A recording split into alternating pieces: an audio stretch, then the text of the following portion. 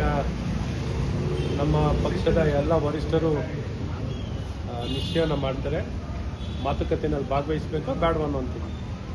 ಈಗ ಬರ್ತಿರೋಂಥ ವರದಿಗಳು ನಾವು ಕೇಳ್ತಾ ಇದ್ದೆ, ನಾನು ಮಾಧ್ಯಮದಲ್ಲಿ ನೋಡಿದ್ದು, ಮಾತುಕತೆಯಲ್ಲಿ ಭಾಗವಹಿಸಲ್ಲ ಅಂತ ನಾನು ಕೇಳ್ಪಟ್ಟಿದ್ದೀನಿ. ನೋಡೋಣ, ಪಕ್ಷ ನಮ್ಮ ರಾಜ್ಯ ಅಧ್ಯಕ್ಷರು ಮತ್ತು ಇತರರು ಏನು ನಿರ್ಧಾರವನ್ನು ತಗೊಳ್ತಾರೆ ಅನ್ನೋಂಥ ಆಧಾರವಾಗಿ ಮಾತುಕತೆಯಲ್ಲಿ ಭಾಗವಹಿಸ್ತಾರೆ ಇಲ್ಲ ಅನ್ನೋದನ್ನ ನಾವು ನೋಡಬೇಕಾಗುತ್ತೆ.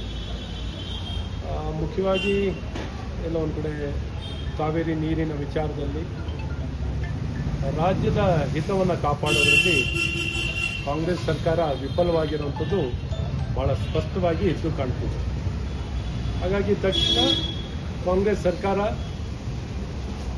ಕುಡಿಯೋ ನೀರಿಗೂ ವ್ಯವಸ್ಥೆ ಮಾಡೋದ್ರಲ್ಲಿ ವಿಫಲತೆ ಆದರೆ ಕೆಲವೊಂದು ಕಡೆ ಸರ್ಕಾರ ಸಂಪೂರ್ಣವಾಗಿ ಎಡವಿದಂತೆ ಆಗುತ್ತೆ, ರಾಜ್ಯದ ಹಿತ ಕಾಪಾಡೋದ್ರಲ್ಲಿ ವಿಫಲವಾದಂತ ಕಾಣುತ್ತೆ. ಸರ್, ಈಗ ಸರ್ವಪಕ್ಷ ಸಭೆ ನಡೀತಾ ಇದೆ.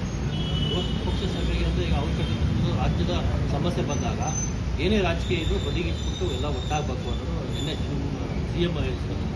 ಇಲ್ಲ, ಖಂಡಿತ ಇದು ಒಪ್ಪಂತ ಮಾತು. ಎಲ್ಲರೂ ಸರ್ವಪಕ್ಷ ಅಂದಾಗ ಇಡೀ ರಾಜ್ಯದ ಹಿತ ಅಂತ ಬಂದಾಗ ಎಲ್ಲರೂ ಸೇರಿ ಮಾತಾಡಬೇಕು. ಆದರೆ ಇದುವರೆಗೂ ನೀರು ಬಿಟ್ಟು, ನೀರನ್ನು ಹರಿಲಿಕ್ಕೆ ಬಿಟ್ಟು ಊರೆಲ್ಲ ಒಳ್ಳೆ ಹೊಡೆದ ನಂತರ ಕೋಟೆ ಬಾಗಿಲು ಹಾಕೋತೀನಿ ನನ್ನ ಕತೆ ಆದಂಗೆ ಆಯಿತು ಅಂತ ಜನಾಭಿಪ್ರಾಯ ಮತ್ತು ಎಲ್ಲ ಪ್ರತಿಪಕ್ಷಗಳ ಅಭಿಪ್ರಾಯವಾಗಿದೆ, ರೈತರ ಅಭಿಪ್ರಾಯ, ನಾಗರಿಕರ ಅಭಿಪ್ರಾಯ. ಹಾಗಾಗಿ ಬಿಸಿ ತುಪ್ಪ ಆದಾಗ ಅವ್ರು ಯಾವಾಗ ನುಂಗ್ಲಿಕ್ಕಾಗಲ್ಲ, ನಿರ್ವಹಣೆ ಮಾಡಿ